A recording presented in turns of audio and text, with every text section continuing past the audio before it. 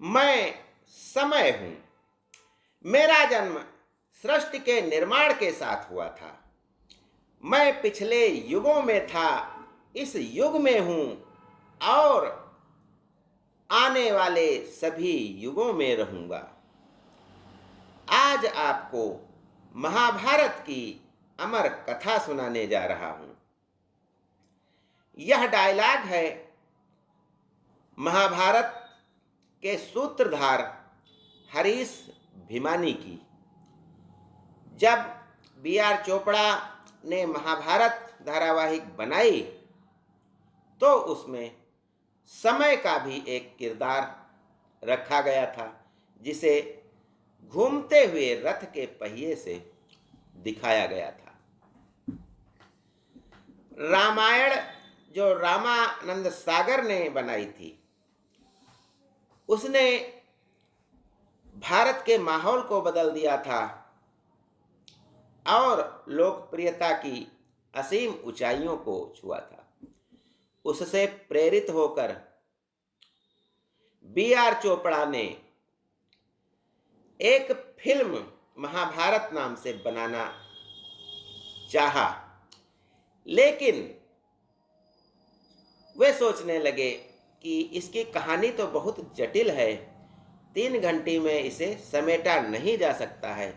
इसलिए उन्होंने महाभारत को धारावाहिक के रूप में बनाना प्रारंभ किया और जब यह धारावाहिक टीवी पर प्रसारित हुआ तो इसने सफलता के सारे रिकॉर्ड तोड़ दिए। गांव-गांव, नगर-नगर में लोगों को टेलीविजन सेट खरीदने पर बाध्य कर दिया। रविवार को प्रातः 9 बजे से 10 बजे तक सड़कों पर लगता था कर्फ्यू लग गया है। हरियाणा सरकार ने बिजली विभाग को निर्देशित किया कि रविवार को 9 से 10 बजे तक आप बिजली नहीं काटेंगे। उस समय जब यह धारावाहिक प्रसारित हो रहा था तो बच्चों की भी पसंद बदल गई थी। वे तमाम प्रकार के खिलौनों को, बंदूक, घोड़ा, सब खिलौनों को त्याग कर धनुष बाण, गदा, तीर तलवार ऐसे खिलौने पसंद करने लगे थे। खिलौना बाजार इनसे भर गया था। तो आइए ज्ञान गंगा के इस 3 पत्री तत्ती कार्यक्रम में हम जानते हैं कि धारावाहिक महाभारत जो बी.आर. चोपड़ा ने बनाया था, उसकी प्रमुख बातें क्या क्या थीं। महाभारत की स्क्रिप्ट जो कहानी होती है उसको राही मासूम रजा ने लिखा था। 2000 पन्नों की स्क्रिप्ट लिखी गई थी। इसमें 2-3 कलाकारों को छोड़ करके शेष सभी कलाकार नए रखे गए थे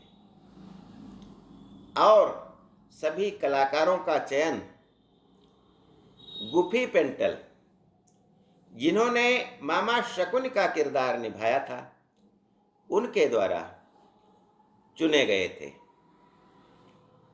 मुकेश खन्ना को पहले दुर्योधन का किरदार सौंपा गया था, लेकिन नकारात्मक होने के कारण उन्होंने यह भूमिका निभाने से मना कर दिया था। फिर इन्हें द्रोणाचार्य का किरदार प्रस्तावित किया गया था और अंत में भीष्म पितामह का किरदार इन्हें निभाने के लिए राजी किया गया था, जो मील का पत्थर साबित हुआ और तब से वे आज तक भीष्म पितामह के नाम से ही जाने जा रहे हैं।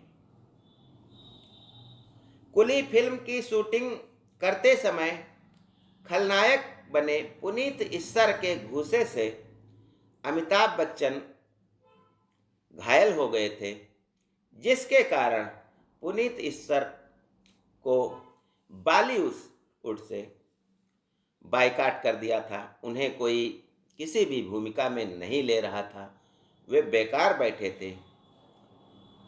उसका फायदा महाभारत में उठाया गया और उन्हें दुर्योधन का किरदार दिया गया। पहले उन्हें भीम का किरदार दिया गया था, लेकिन उन्होंने दुर्योधन के किरदार को ज़्यादा पसंद किया, जिसके कारण उन्हें दुर्योधन का किरदार निभाने को दिया गया था। जैकी श्रॉफ को अर्जुन का किरदार दिया जाना था, गोविंदा को अभिमन्यु का किरदार दिया जाना था, जिसे उन्होंने फिल्मों में व्यस्तता के दृष्टिगत करने से मना कर दिया था। इसी प्रकार से द्रौपदी का किरदार भी जूही चावला को दिया जाना था, लेकिन उस समय जूही चावला की फिल्म कयामत से कयामत तक हिट हो चुकी थी और वे रातों रात स्टार बन गई थी, जिसके कारण उन्होंने द्रौपदी का किरदार करने से मना कर दिया था। युद्ध की शूटिंग राजस्थान में हुई तथा शेष सारी शूटिंग बंबई में हुई थी इस धारावाहिक की। और एक खास बात है कि युद्ध की शूटिंग के दौरान सेना और भीड़ दिखाने के लिए शूटिंग देखने आई पब्लिक से बिना किसी पैसे दिए यानी निःशुल्क काम लिया गया था।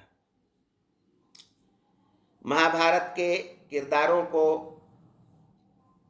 प्रति एपिसोड 3 से 8,000 रुपये दिए जाते थे। दूरदर्शन ने प्रति एपिसोड 15 मिनट के प्रचार से 1 लाख रुपए कमाए थे, जबकि रामायण में प्रचार से दूरदर्शन ने केवल 70,000 रुपये ही कमाए। 2 अक्टूबर 1988 को महाभारत का पहला एपिसोड दिखाया गया था, जिसके बाद 92 एपिसोड और दिखाए गए और इस पूरे महाभारत धारावाहिक को बनाने में उस समय 9 करोड़ रुपए की धनराशि खर्च हुई थी, जो उस समय एक बहुत बड़ी रकम थी।